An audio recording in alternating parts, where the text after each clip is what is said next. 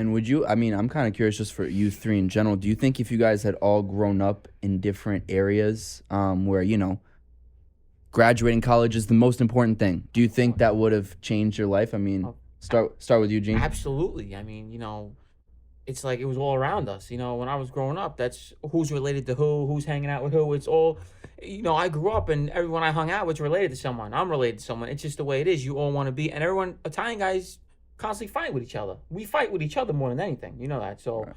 it was just always around us. Who was the biggest, toughest guy, who got the most money, and that's what just gets embedded into your brain. You know? What do you wish, just even for you I personally? mean, like I said, now I love sports when I was growing up. I'm not saying I would have been a professional, but I just always loved to play sports. That's what I loved, growing up. But I wanted the easy money too, so and it was right next to me. Yeah. Always right next to me. And for you, John, what do I, do you I, wish you almost grew up in a different neighborhood? I mean, how do you, see that aspect of your life? it's really a crazy thing because zip codes, I've talked about, is determines your life, I think, to a big extent.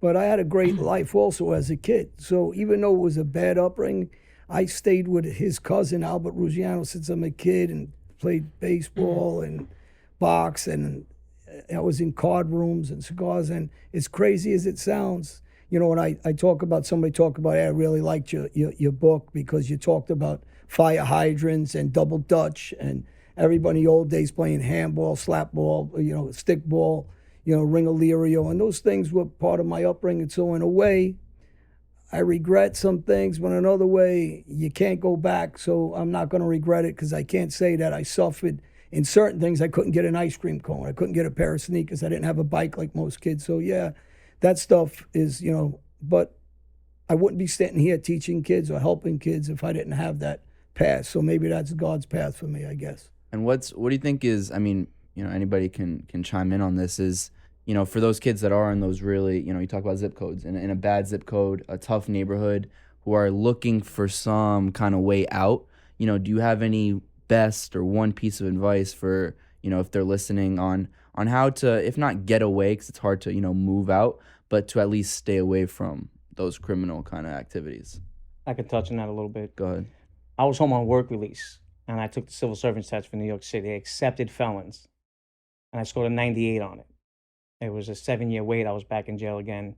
But there's more opportunities now with city jobs accepting people with felonies, New York Transit, and all these places. They didn't make that kind of money when guys probably like John were growing up, and my father when he first came to this country. But today, you can make $100,000 a year with a GED, living in the Bronx, living in Soundview projects, living in Baisley projects, living in Brownsville. Right. You got to be able to be in something that focuses, maybe a YMCA or something that can tell these kids, you can go down to Lafayette Street, sign up, take a test for $20 and get a job making $100,000 a year in 5 years. COs, state COs, city COs, they got GEDs and high school diplomas. These guys are from the projects. Go to Rikers Island. They know each other. They high five and making gang signs at each other. It was insane. I didn't even understand it when I got there. This guy's like, I can't beef with this guy. I'm like, what do you mean you can't beef? Well, he's from the projects. I'm in Far Rockaway.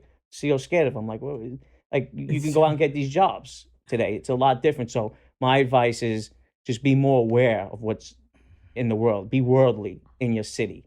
And there's a lot more for them out there now than there was for us growing up. Because I grew up like John.